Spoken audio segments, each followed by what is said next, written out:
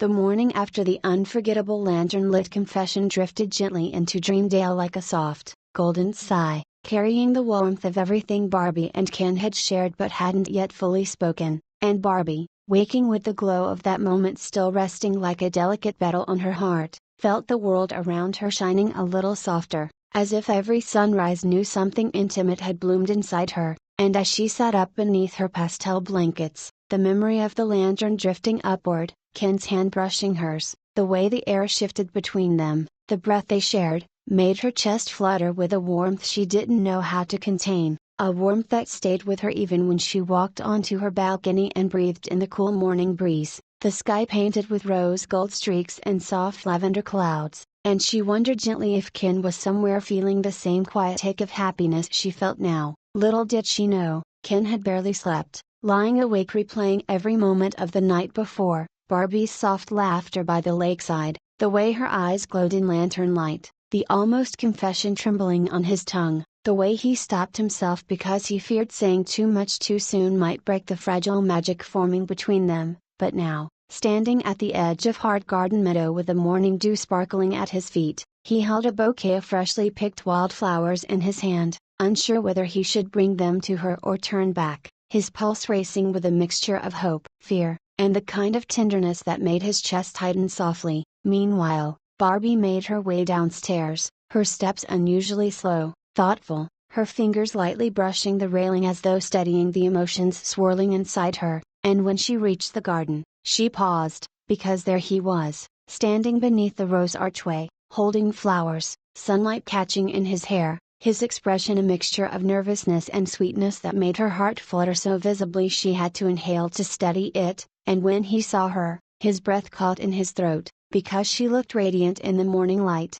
her hair cascading like soft gold, her eyes shining with warmth, her soft pink dress moving in the breeze like it was part of the sunrise itself. The moment their eyes met, something quiet but powerful settled between them, an unspoken understanding that whatever had happened last night was not just a fleeting feeling but something growing deeper, and Ken, though nervous, stepped forward with the bouquet, his voice gentle as he said he had picked them because the colors reminded him of her, soft, warm, and full of quiet beauty, and Barbie felt her heart melt in her chest, the kind of melt that makes a person feel both shy and brave at once, and she thanked him with a softness that made him swallow hard. Wanting to extend the magic of their connection, Ken asked if she wanted to join him for an adventure, a real one, something beyond the meadows and beyond the lake, and though Barbie didn't know exactly where he meant, she said yes instantly because being near him felt like stepping into a story she didn't want to end, and so they walked together into the deeper parts of Dreamdale Forest,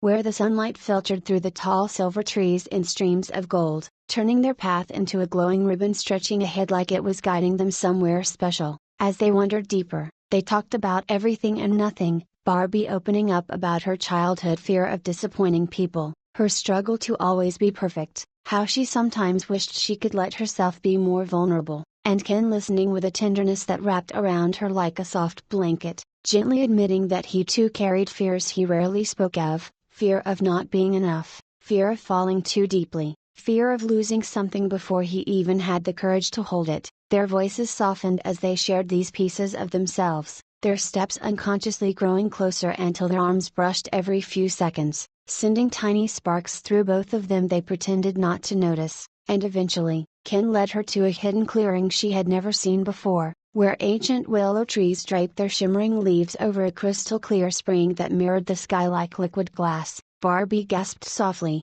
stepping forward as though entering a sacred place, her fingers brushing one of the glowing willow leaves that chimed like a tiny bell when touched, and Ken watched her with awe, because seeing her experience something beautiful made the entire moment feel precious. They sat by the water's edge, dipping their fingers into the cool spring, letting the soft ripples swirl around their hands, and Barbie, feeling more open than she ever had before, told Ken that last night, the lantern, the look in his eyes, the feeling that wrapped around her in that moment, had stayed with her, and Ken's heart began racing so fast he had to exhale just to steady it, and he confessed that he had felt the exact same thing, that he had been thinking about her all night, that being around her felt like the world had somehow become softer, clearer, and more hopeful. The confession made Barbie blush in a way she rarely did, turning away for just a moment, but Ken reached out gently and touched her hand, soft, hesitant, yet full of meaning, and Barbie turned back to him with a warmth in her eyes that told him she wasn't afraid of the closeness. Not anymore.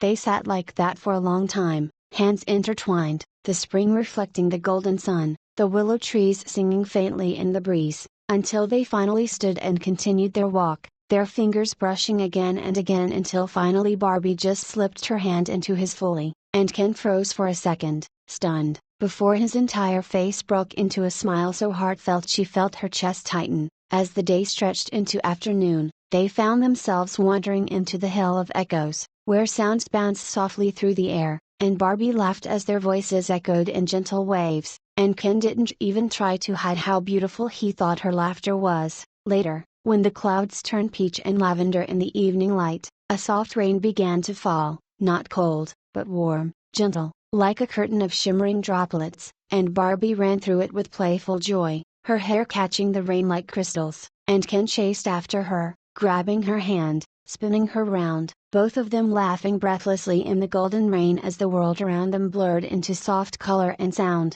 When the rain quieted, they found shelter beneath an old willow tree, its branches forming a shimmering umbrella above them, and Barbie, soaked but glowing, looked at Ken with eyes full of unspoken tenderness, while Ken stared at her as though she was the only living thing in the world. Their breathing slowed as the air thickened between them, their faces inches apart, hearts pounding in unison, and Ken whispered her name with a softness that made her entire being tremble, and Barbie whispered his back, her voice shaking slightly because she felt something inside her tipping toward something deeper, something she had never experienced before, and for a moment, just a single, fragile, perfect moment, it felt like they might kiss, their breaths mingling, their hearts pulling them forward. But the moment broke softly when a deer wandered into the clearing, shaking rain from its golden fur, reminding them of where they were. They laughed gently, pulling back but still close, still warm, still wrapped in something that didn't disappear just because the kiss didn't happen. And as the sun set fully, painting Dreamdale in soft indigo light, they walked home side by side, their arms brushing, their hearts still fluttering with the almost moment beneath the willow tree. And though neither of them said it out loud, they both knew that something had changed that day, not dramatically, not loudly, but quietly, gently, like the slow opening of a flower at dawn, and the love they were stepping toward was beginning to bloom in a way neither of them could deny anymore.